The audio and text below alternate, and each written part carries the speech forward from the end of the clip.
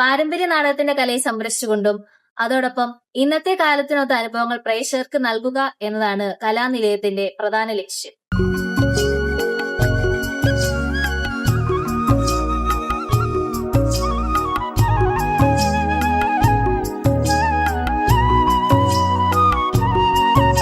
ഇന്ന് കലാനിലയത്തെക്കുറിച്ചും അതിന്റെ പുതിയ പ്രവർത്തനങ്ങളെക്കുറിച്ചും നമ്മളോടൊപ്പം സംസാരിക്കാൻ കലാനിലയത്തിന്റെ ഡയറക്ടറായ അനന്ത് പത്മനാഭൻ സാറാണ്. സാർ, സ്വാഗതം. നമസ്കാരം. ഏരിയസ് കലാനിലയം എന്ന പേരിന്റെ ഒത്തുചേരൽ എങ്ങനെയാണ് സാർ ആരംഭിച്ചത്? ഇത് കലാനിലയം എന്ന് പറയുന്നത് ഏകദേശം 90 വർഷത്തെ ജൈത്രയാത്രയാണ് എന്ന് പറയുന്നത്. എന്റെ അച്ഛൻ കലാനിലയം കൃഷ്ണൻ നായരും കൊടുങ്ങല്ലൂർ അമ്മിണിയമ്മയും കൂടി നാടകം തുടങ്ങിയിട്ട് ഒരു 90 വർഷക്കാലത്തോളായിരുന്നു. അതില് ആദ്യ കാലങ്ങളിലൊക്കെ നമ്മുടെ ഇപ്പോഴത്തെ കാണുന്ന വലിയ പ്രൊഫഷണൽ നാടകമായിരുന്നു. ഓരോ സ്ഥലങ്ങളിൽ ഓരോ ദിവസം ഓരോ സ്ഥലങ്ങളിലായിരുന്നു നാടകം. പക്ഷെ അന്നും കലാനിലയം വളരെ മറ്റുള്ള പ്രൊഫഷണൽ നാടകങ്ങളിൽ നിന്നും വ്യത്യസ്തമായിരുന്നു. മറ്റുള്ള പ്രൊഫഷണൽ നാടകങ്ങൾ അധികവും സോഷ്യൽ നാടകമായിരുന്നു. കലാനിലയം അന്നും ചരിത്ര നാടകങ്ങളും പുരാണ നാടകങ്ങളുമാണ് എടുത്തിരുന്നത്. പണ്ട് പ്രശസ്തങ്ങളായ കുറേ നാടകങ്ങൾ അവതരിപ്പിച്ചുകൊണ്ടിരിക്കുകയായിരുന്നു. വലിയ വലിയ പ്രഗത്ഭന്മാരായ നടികളും. 63 മലയാളം നാടകവേദി വലിയൊരു മാറ്റം വരുത്തിക്കൊണ്ട് സ്ഥിരം നാടകവേദിയായിട്ട് കലാനിലയം മാറി. കലാനിലയം സ്ഥിരം നാടകവേദി എന്ന പേരിലായിരുന്നു പിന്നീടുള്ള യാത്ര. അത് വലിയൊരു മാറ്റമായിരുന്നു മലയാള നാടകവേദിയിൽ. കാരണം ഒരേ സ്ഥലത്ത് ഒരു വർഷക്കാലത്തോളം സ്ഥിരമായിട്ട് നാടകങ്ങൾ അവതരിപ്പിക്കുക, 150 പരം കലാകാരന്മാരും കലാകാരികളും അതിനകത്ത് അഭിനയിക്കുക, അതൊക്കെ വലിയൊരു മലയാളികൾക്ക് ഒരു അവിശ്വസനീയമായ കാര്യമായിരുന്നു. അത് എന്റെ അച്ഛൻ കലാനിലയം കൃഷ്ണൻ നായർ ആദ്യമായിട്ട് നടപ്പിലാക്കി. അത് വലിയൊരു മാറ്റമായിരുന്നു മലയാളം നാടകം. അതിനുശേഷം ഇഷ്ടംപോലെ നാടകം, പ്രശസ്തങ്ങളായ 10-30ഓളം നാടകങ്ങളായിരുന്നു അതിനകത്ത് അവതരിപ്പിച്ചുകൊണ്ട്. പക്ഷെ അതിനകത്ത് മനുഷ്യന്റെ മനസ്സിൽ എന്നും തങ്ങി നിൽക്കുന്ന 2 നാടകങ്ങളായിരുന്നു. ഒന്ന് രക്തരക്ഷസും, രണ്ടാമത് കടമറ്റത്ത് കവല.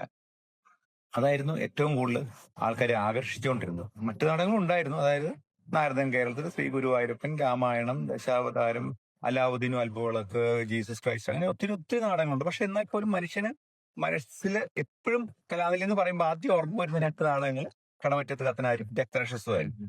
അത് അച്ഛൻ 1980 വരെ ഈ നാടക പ്രസ്ഥാനം തുടർന്നുകൊണ്ടിരുന്നു. എന്റെ അമ്മ കൊടുങ്ങല്ലൂർ അമ്മിണിയമ്മ, എന്റെ അമ്മയും അച്ഛനും കൂടിയാണ് നാടക പ്രസ്ഥാനം നടത്തിക്കൊണ്ടിരുന്നത്. 1980 എന്റെ അച്ഛൻ മരിച്ചത്. 1980 അച്ഛൻ മരിച്ചതിന് ശേഷം ഞാൻ 2003 ഈ നാടക പ്രസ്ഥാനം റിവൈവ് ചെയ്തു. അത് നമ്മുടെ നാടകങ്ങളൊക്കെ അധികവും 99% നാടകം എഴുതിയിരിക്കുന്ന മുഴുവൻ നമ്മുടെ എല്ലാവരും ഇഷ്ടപ്പെട്ട ജഗതിച്ചേട്ടന്റെ അച്ഛൻ ജഗതി NK ആചാര്യായിരുന്നു. ജഗതിച്ചേട്ടനും ചെറുപ്പകാലം തൊട്ട് നാടകം അഭിനയം തുടങ്ങിയത് നമ്മുടെ നാടകത്തിൽ കൂടിയാണ്. അപ്പൊ എന്നോട് എപ്പോഴും പറയും, കാരണം നീ കലാനിലയം വീണ്ടും തുടങ്ങുമ്പോൾ ഞാനും ഉണ്ട് എന്നുള്ളൊരു. പക്ഷെ എന്നെ അമ്മ നാടകം തുടങ്ങാൻ സമ്മതിച്ചിട്ടുണ്ടായിരുന്നില്ല സത്യം പറഞ്ഞിട്ട്. പക്ഷെ അങ്ങനെ ജഗതിച്ചേട്ടൻ വന്ന് അമ്മയോട് പറഞ്ഞ് അമ്മയെ കൊണ്ട് സമ്മതിപ്പിച്ചതിന് ശേഷമാണ് ഞങ്ങൾ നാടക പ്രസ്ഥാനം 2003 വീണ്ടും ആരംഭിച്ചു. അത് അച്ഛൻ മരിക്കുമ്പോൾ നിർത്തിയ എറണാകുളത്ത് മണപ്പാട്ടിപ്പറമ്പിലായിരുന്നു അച്ഛൻ മരിക്കുമ്പോൾ നാടക പ്രസ്ഥാനം ആരംഭിക്കാൻ തുടങ്ങിയിരുന്നു. അതേ സ്ഥലത്ത് തന്നെ 2003 ഞങ്ങൾ വീണ്ടും ആരംഭിച്ചു. അന്ന് രക്തരക്ഷസ് ആയിരുന്നു ആദ്യം ആരംഭിച്ചത്. അന്നെല്ലാവരും ഞങ്ങളെ കളിയാക്കി. കാരണം അന്ന് അച്ഛൻ മരിക്കുന്ന സമയത്ത് സീരിയലോ ചാനലോ TV ഒന്നും ഇല്ലാത്തൊരു കാലഘട്ടത്തിലായിരുന്നു അന്ന് കലാനിലയം നാടകം അവതരിപ്പിച്ചിരുന്നത്. ഇപ്പൊ ഞാൻ 2003 തുടങ്ങുന്ന സമയത്ത് നമ്മുടെ ചാനലൊക്കെ വളരെ ആക്റ്റീവായി, സീരിയലുകൾ ഭയങ്കര ആക്റ്റീവായിരുന്നു. അപ്പൊ ആ കാലം സിനിമകൾ വളരെ എന്താ പറയാ, ഭയങ്കര ടെക്നിക്കൽ സിനിമകളൊക്കെ വന്നു തുടങ്ങി. അപ്പൊ ആ കാലഘട്ടത്തിൽ ഇത്രയും വർഷം പഴക്കമുള്ള ഒരു നാടകം വന്നാൽ എങ്ങനെയിരിക്കും, ആൾക്കാരുണ്ടാവില്ല എന്ന് പറഞ്ഞ് ഞങ്ങളെ പിന്തിരിപ്പിക്കാൻ വളരെയധികം ആൾക്കാരുണ്ടായിരുന്നു. കാരണം ഇത് 1973 രക്തരക്ഷസ് ആദ്യമായിട്ട് അവതരിപ്പിച്ചത് തിരുവനന്തപുരത്ത് വെച്ചു. അപ്പൊ അത്രയും പഴക്കമുള്ള നാടകം വീണ്ടും 2003 വരുമ്പോൾ എടുത്തു കഴിഞ്ഞാൽ ആരും ആളുണ്ടാവില്ല എന്ന് എല്ലാവരും ഞങ്ങളെ ഭയപ്പെടും. പക്ഷെ എന്നെ സംബന്ധിച്ച് എനിക്കൊരു വിശ്വാസം ഉണ്ടായിരുന്നു. കാരണം കലാനിലയം എന്നൊരു ബ്രാൻഡ് മനുഷ്യന്റെ മനസ്സിൽ അത്രത്തോളം ആഴത്തിൽ പതിഞ്ഞു നിൽക്കുന്ന ഒരു പേരാണ്. അപ്പൊ അത് വീണ്ടും എടുത്താലും എത്ര വർഷം കഴിഞ്ഞാലും ആൾക്കാർ വരും എന്നൊരു വിശ്വാസം ഉണ്ടായിരുന്നു. അത് സത്യം പറഞ്ഞാൽ അത് ഞങ്ങൾ 2003 എടുത്തു. വൻ വിജയമായി. 2003 തൊട്ട് ഞങ്ങൾ നാടകം രക്തരക്ഷസ് ആദ്യം എടുത്തു. അതിനുശേഷം കടമറ്റത്ത് കത്തനാരെടുത്തു, നാരദൻ കേരളത്തിലെടുത്തു, കായംകുളം കൊച്ചുണ്ണി എടുത്തു. കായംകുളം കൊച്ചുണ്ണി എന്ന് പറഞ്ഞത് 50-55 കാലഘട്ടങ്ങളിൽ അച്ഛനെടുത്ത നാടകമാണ്. ആദ്യമായിട്ട് ഒരു നാടക നടന് ദേശീയ അവാർഡ് കിട്ടിയത് നമ്മുടെ കായംകുളം കൊച്ചുണ്ണി എന്ന നാടകത്തിൽ അഭിനയിച്ച VT രംഗദർശനം എന്നായിരുന്നു. ഇന്ന് അതിനുശേഷം പിന്നെ ഒരു നാടക നടനും ദേശീയ അവാർഡ് കിട്ടി. കായംകുളം കൊച്ചുണ്ണി എന്ന് പറയുന്നത് ഐതിഹ്യമായ ചെറിയൊരു കഥയാണ്, കൊച്ചൊരു കഥയാണ്, അത്രേ ഉള്ളൂ. അതിനെ ഇത്രയും എന്താ പറയാ, ഇത്രയും സാധ്യതകളുണ്ട് എന്ന് മനസ്സിലാക്കി ആദ്യമായിട്ട് ഒരു കലാരൂപമായിട്ട് എടുത്തതും കലാനിലയമാണ്. അതിനുശേഷം സിനിമകൾ വന്നു, സീരിയലുകൾ വന്നു. ഈ അടുത്ത കാലത്ത് നിവിൻ പോളി ഒരു സിനിമ എടുത്തു. എത്രയോ വർഷങ്ങൾക്ക് മുമ്പ് അച്ഛൻ അതിന്റെ സാധ്യത മനസ്സിലാക്കി എന്ന് പറഞ്ഞ് ആലോചിച്ച് നോക്കൂ, വലിയൊരു കാര്യമില്ല. അതേപോലെ കടമറ്റത്ത് കത്തനാരും ഐതിഹ്യമാലയിൽ ഒരു ചെറിയ കഥയായിരുന്നു. അതും അച്ഛൻ ആദ്യ വർഷം ഒരു 50-60 കാലഘട്ടത്തിലാണ് എടുത്തത്. അതും അതിന്റെ വിജയം കണ്ടിട്ടാണ് അന്നത്തെ കാലത്ത് സിനിമകൾ വന്നു, സീരിയലുകൾ വന്നു. ഇപ്പൊ ജയസൂര്യ വെച്ചിട്ട് വീണ്ടും സിനിമ എടുക്കാൻ പോകുന്നു. അങ്ങനെ എല്ലാത്തിനും തുടക്കമിട്ടത് കലാനിലയമായിരുന്നു. അപ്പോൾ 2003 ഞാൻ കലാനിലയം ഞാനും ജയച്ചേട്ടൻ ആരംഭിച്ചതിന് ശേഷം ജയച്ചേട്ടൻ ആക്സിഡന്റ് വരുന്നത് വരെ ഞാൻ ജയച്ചേട്ടൻ ഒരുമിച്ചായിരുന്നു അവിടെ പ്രസന്റ് നടത്തിക്കൊണ്ടിരുന്നത്. ജയച്ചേട്ടൻ ആക്സിഡന്റ് വന്നതിന് ശേഷം ഞാൻ പിന്നെ ഒറ്റയ്ക്കായിരുന്നു. അങ്ങനെ ഇരിക്കുമ്പോഴാണ് നമുക്ക് കോവിഡൊക്കെ വന്നു. കോവിഡ് വന്നപ്പോൾ നിങ്ങൾക്ക് അറിയാലോ, ഏറ്റവും കൂടുതൽ ബാധിച്ചത് എന്റർടൈൻമെന്റ് മേഖലകളായിരുന്നു. ഇതേപോലെ അപ്പൊ അത് കലാനിലയത്തിനെയും ബാധിച്ചു. കോവിഡ് കഴിഞ്ഞ് പിന്നെ വീണ്ടും തുടങ്ങുമ്പോൾ ഞാൻ ആലോചിച്ചൊരു കാര്യം, ഇനി പഴയ പോലെ തന്നെ പോയിക്കൊണ്ടിരുന്നു കഴിഞ്ഞാൽ ഇതിനൊരു തുടർച്ച എത്രത്തോളം ഉണ്ടാവും എന്നൊരു ആശങ്ക എനിക്കുണ്ടായിരുന്നു. അങ്ങനെ ഇത് ഒരു പ്രൈവറ്റ് ലിമിറ്റഡ് കമ്പനിയാക്കി. അങ്ങനെ പ്രൈവറ്റ് ലിമിറ്റഡ് കമ്പനിയാക്കി കഴിഞ്ഞപ്പോഴാണ് ഏരീസ് എന്ന് പറയുന്ന മൾട്ടിനാഷണൽ കമ്പനി ഇതുമായിട്ട് അസോസിയേറ്റ് ചെയ്തത്. കാരണം സോഹൻ റോയ്, ഏരീസിന്റെ ചെയർമാൻ സോഹൻ റോയ് സാറിന് ഒരു വ്യവസായം, ഒരു ബിസിനസ്സുകാരനാണ് ഉപരി ഇത് വലിയൊരു കലാകാരനും കൂടിയാണ്. അപ്പൊ അങ്ങനെ ഒരാളും കൂടി അസോസിയേറ്റ്, ഒരു കലാകൃതി ഒരാളുകൂടി വന്നാൽ മാത്രമേ ഇത് മുന്നോട്ട് കൊണ്ടുപോകാൻ പറ്റും. വെറും ഒരു ബിസിനസ് സ്ഥാപനത്തിന്റെ ഒരു മേധാവി എന്ന് വന്നു കഴിഞ്ഞാൽ ഈ പ്രസ്ഥാനം എന്റെ കൂടെ കലാകാരത്തിന്റെ കൂടെ അസോസിയേറ്റ് ചെയ്യാൻ മുന്നോട്ട് പോകാൻ പറ്റും. പക്ഷെ അദ്ദേഹം ഇതിനകത്ത് വന്നു. അങ്ങനെ അന്ന് തൊട്ട് ദേരീസ് കലാനിലയം എന്ന പേരിലാണ് ഇപ്പൊ പ്രവർത്തിച്ചുകൊണ്ടിരിക്കുന്നത്. അതിൽ ആദ്യമായിട്ടും എടുത്ത് വീണ്ടും ടെക്ട്രഷസ് തന്നെയാണ്. കാരണം ടെക്ട്രഷസ് ആണ് മനുഷ്യന് എപ്പോഴും കലാനിലയം എന്ന് പറയുമ്പോൾ ആദ്യം ഓർമ്മയിൽ വരുന്നൊരു പേര്. പക്ഷെ അന്നത്തെ വർഷങ്ങൾക്ക് മുമ്പ് അവതരിപ്പിച്ച രക്തരക്ഷസ് അതേപോലെ അവതരിപ്പിച്ച ഞാൻ ഇന്നത്തെ പുതിയ തലമുറ ഒരിക്കലും അത് അക്സെപ്റ്റ് ചെയ്യുന്നില്ല എന്നൊരു ധാരണ എനിക്കുണ്ടായിരുന്നു. അങ്ങനെ വളരെയധികം മാറ്റങ്ങൾ വരുത്തി. അതുപോലെ തന്നെ രക്തരക്ഷസ് 2 ഭാഗങ്ങളായിട്ട് അവതരിപ്പിക്കുന്നു. Chapter 1 രക്തരക്ഷസ്, chapter 1, chapter 2. മനസ്സിലായില്ലേ? അപ്പൊ അങ്ങനെ ഇപ്പൊ അവതരിപ്പിക്കുന്നത് ചാപ്റ്റർ 1 ആണ്. അപ്പൊ പണ്ടത്തെ കാലഘട്ടത്തിനേക്കാളും വളരെയധികം പുതുമകൾ വരുത്തിയിട്ടാണ് നമ്മൾ വീണ്ടും ഇത് അവതരിപ്പിച്ചുകൊണ്ടിരിക്കുന്നത്. കാരണം അതിന്റെ സെറ്റിങ്സിലായാലും ശബ്ദ ക്രമീകരണങ്ങളിലായാലും അതിന്റെ അവതരണ രീതിയിലായാലും ഒക്കെ മാറ്റങ്ങളുണ്ട്. കാരണം പണ്ടത്തെക്കാളൊക്കെ എത്രത്തോളം അഡ്വാൻസ്ഡ് ആയി സിനിമകളായാലും മറ്റുള്ള. ഇപ്പൊ നമ്മുടെ കൊച്ചു കുട്ടികളുടെ കയ്യിലുള്ള മൊബൈലിൽ ലോകത്തുള്ള എല്ലാവിധ വിനോദ കാര്യങ്ങളും കാണാൻ പറ്റുന്ന ഒരു കാലഘട്ടത്തില് അവരെ നാടകത്തിലേക്ക് കാണിക്കാൻ കൊണ്ടുവരിക എന്ന് പറഞ്ഞത് വലിയൊരു ശ്രമകരമായ കാര്യമാണ്. അപ്പൊ അതിന് വേണ്ടിയിട്ട് നമ്മൾ വളരെയധികം മാറ്റങ്ങൾ വന്നു അതിന്റെ അവതരണ രീതിയിലേക്ക്. ഇപ്പൊ അതിന്റെ സൗണ്ട് എന്ന് പറഞ്ഞു കഴിഞ്ഞാൽ നിങ്ങൾ സിനിമാ തിയേറ്ററിൽ പോയി കാണുന്ന 7.1-ലാണ് നമ്മൾ ഇതിന്റെ സൗണ്ട് അറേഞ്ച് ചെയ്തിരിക്കുന്നത്. അതായത് ഒരു സിനിമാ തിയേറ്ററിൽ പോയി കാന്താര സിനിമയെ കാണുന്നത് അതേ ഫീൽ നിങ്ങൾക്ക് നാടകം കണ്ടുണ്ടാവും. അതേപോലെ സെറ്റിംഗ്സിലായാലും വളരെയധികം പുതുമകൾ വരുത്തിയിട്ടുണ്ട്. പണ്ട് വരച്ച സെറ്റിംഗ്സുകളായിരുന്നു, ഇപ്പൊ നമ്മൾ 3D സെറ്റിംഗ്സുകളായി കംപ്ലീറ്റ്. അപ്പൊ അതേപോലെ ഓഡിറ്റോറിയം കംപ്ലീറ്റ് AC ആണ്. Front seat complete push back ആണ്. സിനിമാ തിയേറ്റർ പോലെ പുഷ് ബാക്ക് ആണ്. അപ്പൊ അങ്ങനെ മൊത്തത്തില് ഒരു മാറ്റം നമ്മുടെ അവതരണത്തിലും അതിന്റെ പ്രസന്റേഷനിലും അതിന്റെ സീറ്റിംഗ് അറേഞ്ച്മെന്റ്സിലും എല്ലാത്തിലും വളരെയധികം മാറ്റങ്ങൾ വരും. അപ്പൊ പക്ഷെ നമ്മൾ വിചാരിച്ച പോലെ തന്നെ ഇന്ന് ഏറ്റവും കൂടുതൽ ഇതിനകത്ത് നാടകം കാണാൻ വന്നുകൊണ്ടിരിക്കുന്നത് പുതിയ തലമുറയിലെ കുട്ടികളാണ്. അപ്പൊ എന്നെ ക്രിയേറ്റീവ്, ഞാനാണ് ഇതിന്റെ ക്രിയേറ്റീവ് ഡയറക്ടർ. ഒരു ക്രിയേറ്റീവ് ഡയറക്ടർ എന്ന നിലയ്ക്ക് എനിക്ക് വലിയൊരു ചലഞ്ചായിരുന്നു അത് വീണ്ടും വന്നു. പക്ഷെ നമ്മൾ പുതിയ തലമുറയ്ക്കും പഴയ തലമുറയ്ക്കും ഒരുപോലെ ഇഷ്ടപ്പെടുന്ന രീതിയിലാണ് നമ്മളെ അവതരിപ്പിച്ചിരിക്കുന്നത്. അത് അച്ഛൻ്റെയും അമ്മയുടെയും മറ്റുള്ള ഇതിന് മുമ്പുള്ള കുടുംബന്മാരുടെയൊക്കെ ഇത് കാരണം അത് ഇന്നത്തെ തലമുറ ഏറ്റെടുത്തിട്ടാണ്. കാരണം അത് സെറ്റിംഗ് നമുക്ക് നാടകത്തിൽ ഒരിക്കലും നമുക്ക് ചിന്തിക്കാൻ പറ്റാത്ത അത്രയും ടെക്നിക്സുകളാണ് നമ്മൾ ഈ നാടകത്തിൽ കാണിച്ചുകൊണ്ടിരിക്കുന്നത്. പണ്ട് സ്റ്റേജിലാണ് സിനിമ പ്ലെയിൻ വന്നുകൊണ്ടിരിക്കുന്ന എന്ന് വെച്ച് കഴിഞ്ഞാൽ ഇന്നിപ്പോ ഓഡിയൻസിന്റെ തലയുടെ മുകളിൽ കൂടിയാണ് പ്ലെയിൻ വന്ന് ലാൻഡ് ചെയ്യുന്നത്.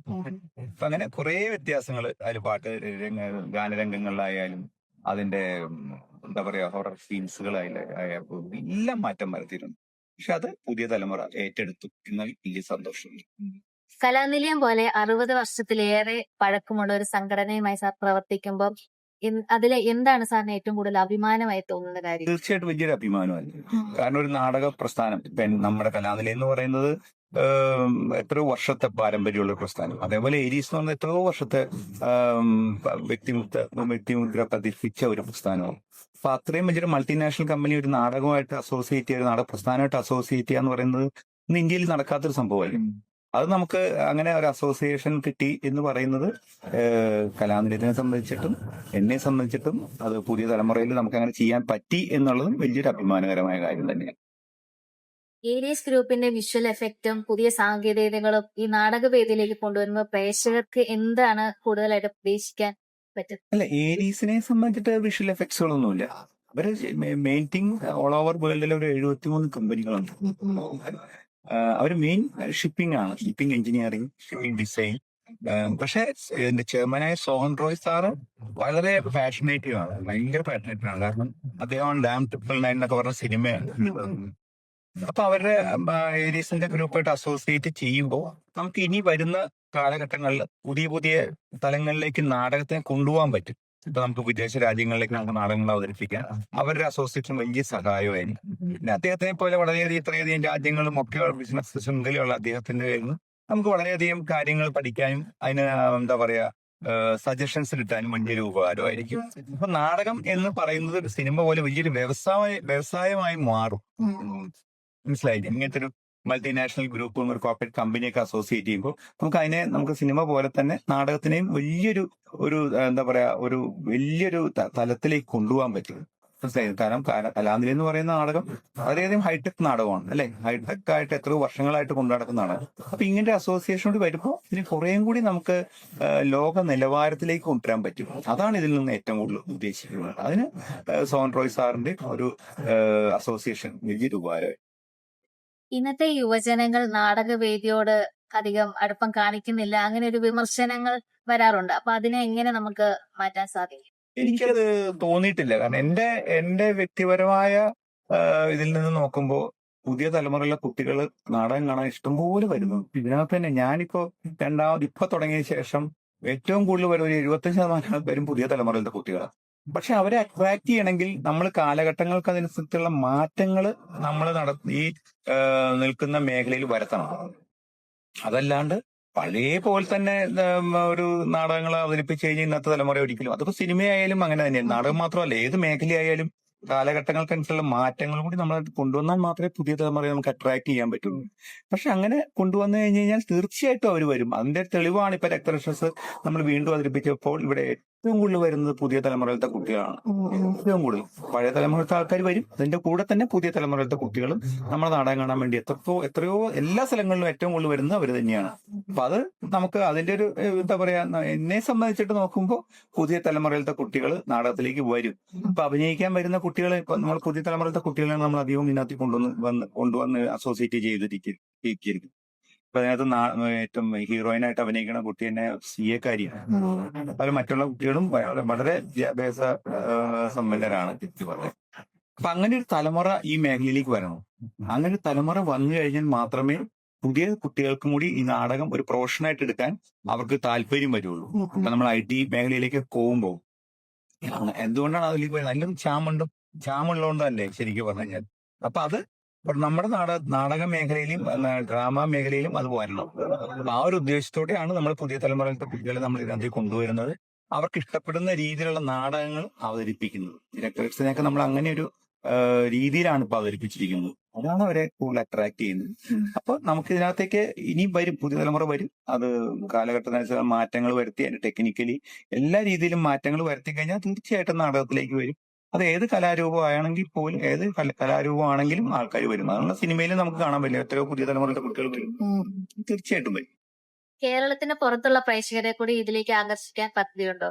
തീർച്ചയായിട്ടും. പണ്ടും അച്ഛനുള്ള കാലഘട്ടത്തിൽ കേരളത്തിന് പുറത്ത് നാടകം അവതരിപ്പിച്ചിട്ടുണ്ട്. ബോംബെയിലായാലും ഡൽഹിയിലായാലും ഒക്കെ അവതരിപ്പിച്ചിട്ടുണ്ട്. ഞാൻ 2003 ഞാൻ ആരംഭിച്ചതിന് ശേഷം മദ്രാസിലും കോയമ്പത്തൂരും അങ്ങനെയൊക്കെ അവതരിപ്പിച്ചിട്ടുണ്ട്. ഈ രക്തരക്ഷസ് നമ്മൾ തമിഴിലേക്ക് മാറ്റിയിട്ടുണ്ട്. മദ്രാസിലും ചെന്നൈയിലൊക്കെ അവതരിപ്പിച്ചത്, അത് മദ്രാസിലും കോയമ്പത്തൂരൊക്കെ നമ്മൾ അവതരിപ്പിച്ചത് ഇത് തമിഴിലാണ്. തമിഴിലേക്ക് ഞാൻ മൊഴിമാറ്റം നടത്തിയിട്ട് അവതരിപ്പിച്ചത്. അവിടെയും വളരെ സ്വീകാര്യം. കാരണം തമിഴ്നാട്ടിലൊക്കെ പണ്ട് നാടകം വളരെ ആക്റ്റീവ് ആയിരുന്നല്ലോ ശരിക്കും പറഞ്ഞു കഴിഞ്ഞാൽ. ഇനിയിപ്പോ എന്റെ കലാനത്തിന്റെ അടുത്ത പരിപാടി എന്ന് പറഞ്ഞു കഴിഞ്ഞാൽ ഇത് മറ്റുള്ള ഭാഷകളിലേക്ക് മാറ്റുകയാണ്. തെലുങ്കിലേക്കും ഒക്കെ മാറ്റാനുള്ള പദ്ധതി എത്തിയിട്ടുണ്ട്. അപ്പൊ അതിന്റെ ആൾക്കാർ ഇപ്പൊ ഈ ക്യാമ്പിലും അടുത്ത ക്യാമ്പിലൊക്കെ ആയിട്ട് വരും.